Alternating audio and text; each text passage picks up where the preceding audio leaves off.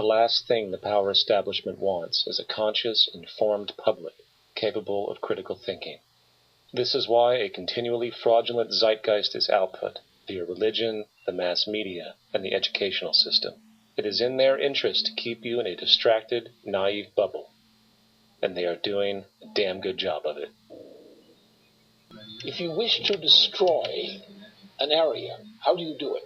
Well, there are two ways. You can go in there and bomb it and so forth. That is not very efficient. What you do is you try to get the people in that area to kill each other and to destroy their own territory, their own farms. And that's what's been done in that area.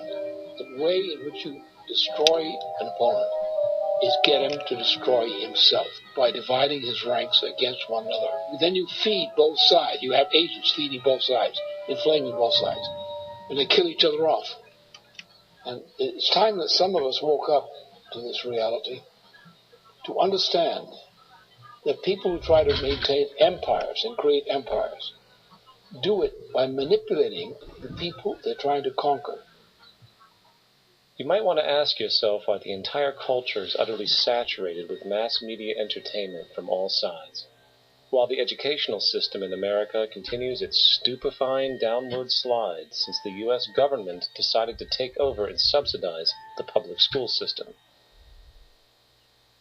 What your government pays for, it gets.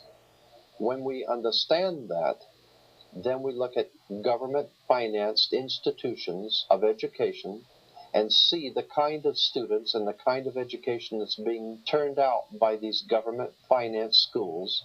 Logic will tell you that if what is being turned out in those schools was not in accord with what the state and the federal government wanted, then it would change it. The bottom line is that the government is getting what they have ordered. They do not want your children to be educated.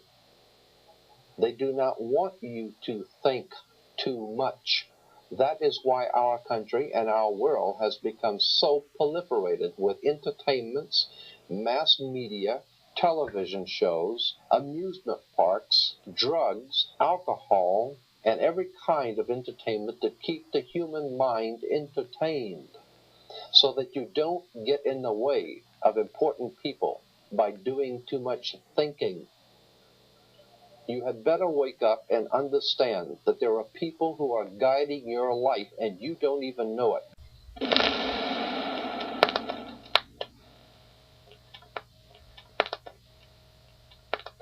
The world is like a ride at an amusement park, and when you choose to go on it, you think it's real, because that's how powerful our minds are. And the ride goes up and down and round and round. It has thrills and chills, and it's very brightly colored, and it's very loud, and it's fun for a while.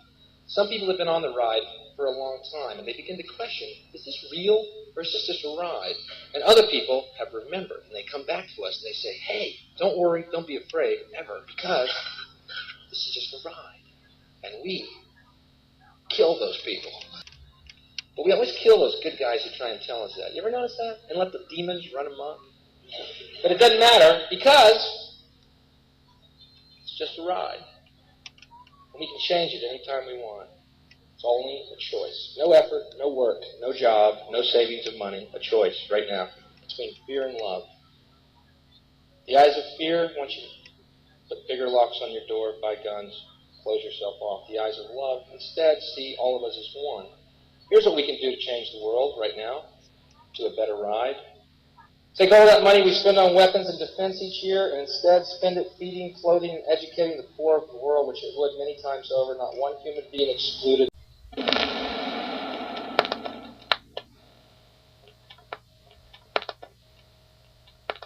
There's a reason education sucks, and it's the same reason that it will never, ever be fixed. It's never going to get any better.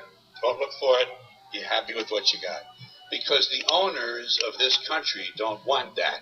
I'm talking about the real owners now. The real owners, the big wealthy business interests that control things and make all the important decisions. Forget the politicians. The politicians are put there to give you the idea that you have freedom of choice. You don't. You have no choice. You have owners. They own you. They own everything. They own all the important land, They own and control the corporations. They've long since bought and paid for the Senate, the Congress, the state houses, the city halls. They got the judges in their back pockets, and they own all the big media companies, so they control just about all of the news and information you get to hear. They got you by the balls. They spend billions of dollars every year lobbying to get what they want. Well, we know what they want. They want more for themselves and less for everybody else. But I'll tell you what they don't want.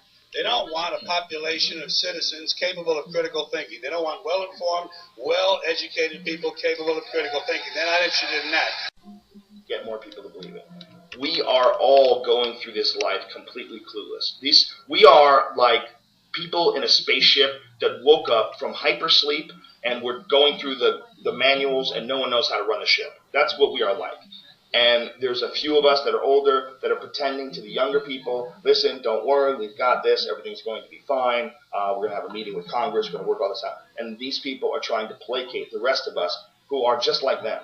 And no one knows what the fuck is going on. So anybody that steps up and tells you that they have all the answers, that God wants this for you and God wants that, no, you don't know. Those are the enemy. Anybody that says they have the answers, they're your enemy. And anybody who wants your money, they're your enemy too.